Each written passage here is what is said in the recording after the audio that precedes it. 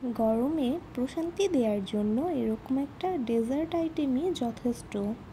যে কোনো বিশেষ দিনকে আরও বেশি স্পেশাল করার জন্য রাখতে পারেন এরকম একটি ডেজার্ট।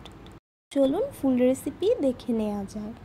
একটি বাটিতে 1 কাপ পরিমাণ নর্মাল পানি নিয়ে নেব জেলো তৈরি করার জন্য।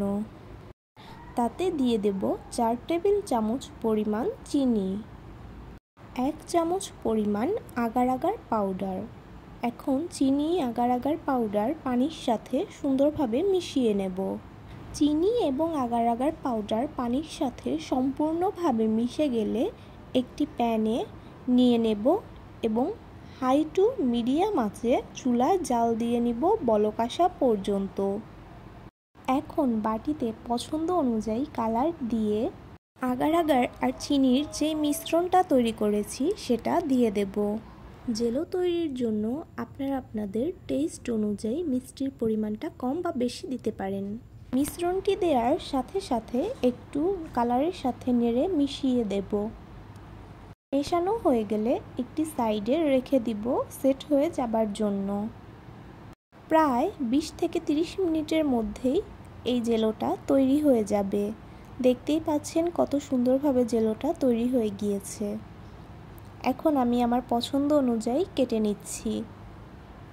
আপনারা আপনাদের পছন্দ অনুযায়ী শেপ দিয়ে কেটে নেবেন। আপনারা চাইলে জেলোটা স্কিপ করতে পারেন। আমার জেলোগুলো কেটে নেওয়া হয়ে গিয়েছে। এখন আমি এক সাইডে রেখে এখন আমি পছন্দ অনুযায়ী ফল কেটে নিব। আপনারা আপনাদের পছন্দ অনুযায়ী যে কোনো ফল ব্যবহার করতে পারবেন। আমি এখানে কালো আঙ্গুর এবং সবুজ আঙ্গুর ব্যবহার করছি, সাথে আপেল।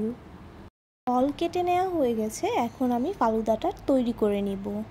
একটি বড় বাটিতে আগে থেকে সেদ্ধ করে রাখা সাবুদানা দিয়ে দেব 2 কাপ পরিমাণ। নুডলস সেদ্ধ করে নিয়েছি প্রায় 1.5 কাপ পরিমাণ। এখন নুডলস আর সাবুদানা সুন্দরভাবে মিশিয়ে নেব। এখন এতে দিয়ে দেব আগে থেকে কেটে রাখা আপেল এবং আঙ্গুর, অর্থাৎ যে ফলগুলো আমি ব্যবহার করব ফালুদাতে সেগুলো দিয়ে দেব। আর দিয়ে দেব 1.5 কাপ পরিমাণ ঘন দুধ। দুধের সাথে আমার টেস্ট অনুযায়ী আমি চিনি জাল দিয়ে নিয়েছি। আপনারা দুধের সাথে আপনাদের টেস্ট অনুযায়ী চিনি জাল দিয়ে নেবেন। সবগুলো উপকরণ এখন মিশিয়ে নেব। এখন আমি আগে থেকে তৈরি করে রাখা জেলোগুলো দিয়ে দেব। জেলোগুলো দিয়ে সুন্দরভাবে মিশিয়ে নেব।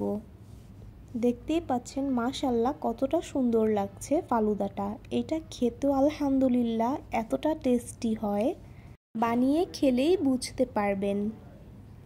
যে কোনো বিশেষ দিনকে আরও বেশি সুন্দর করে তোলার জন্য এরকম একটি মিষ্টি খাবারই যথেষ্ট। ছোট বড় সবাই কিন্তু ফালুদা খুব বেশি পছন্দ করে, আর এরকম জেলো দিয়ে কালারফুল বানালে বাচ্চারা খেতে আরও বেশি আগ্রহী হয়ে ওঠে। ভিডিওটি ভালো লাগলে অবশ্যই লাইক, কমেন্ট এবং সাবস্ক্রাইব করবেন।